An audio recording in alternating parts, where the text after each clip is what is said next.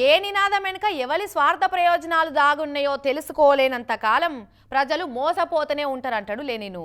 ఇప్పుడు సోషల్ మీడియాలో ఇన్ఫ్లుయెన్సర్లుగా చెప్పుకుంటున్నోళ్ళు యాక్టర్లు బెట్టింగ్ యాప్లకు ప్రమోషన్ చేసి గివ్ అవే గిఫ్ట్లు ఇచ్చి హెల్ప్ అనే పేరుతోటి చేస్తున్న సేవల వెనుక పోయింటి చేసిన పాపానికి చేతులు కడుక్కునే స్కీమే ఉన్నదా అని చాలా మందికి డౌట్ అనుమానాలు వస్తున్నాయి.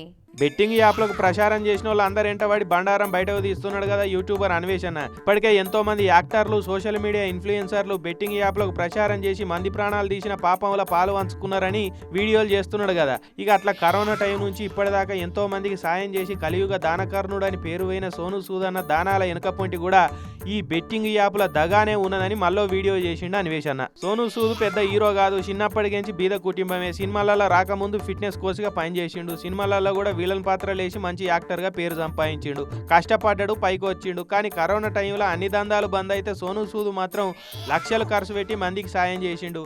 అప్పటి నుంచి ఇప్పటిదాకా అడిగిన వాళ్ళందరికీ ఏం లేదనుకుంటా చేతికి బొక్కలేని మనిషి అనిపించుకున్నాడు. కలియుగ దానకర్ణుడు అన్న పేరు పోయిండు. సాయం తీసుకున్న వాళ్ళు కూడా దేవుడు అని కొలిసిరు కానీ ఏడికెళ్ళి తెచ్చిస్తున్నాడు ఇట్లా అన్నది ఆ టైంలో ఆలోచన చేసుకునే పరిస్థితిలో ఎవరు ఉండరు కదా. అయితే ఇదే ముచ్చటను ఇప్పుడు బయట పెట్టమంటున్నాడు అన్వేషణ. ఇంత సాయం చేస్తేందుకు సోను సూద్ అన్నకు పైసలు ఏడికెళ్ళి వస్తున్నాయి. బెట్టింగ్ యాప్లకు ప్రమోషన్ చేసిన పైసలతోటే మందికి సాయం చేస్తున్నాడా?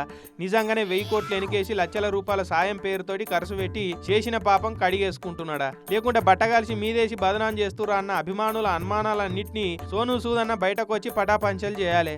మరి అన్వేషణ అంటున్నట్టు చింతాకిచ్చి తాటాకు దొబ్బింది నిజమో కాదో నిరూపణ చేసుకోవాలి అన్ననే అని అంటున్నారు ఈ సంగతి తెలిసిన వాళ్ళు.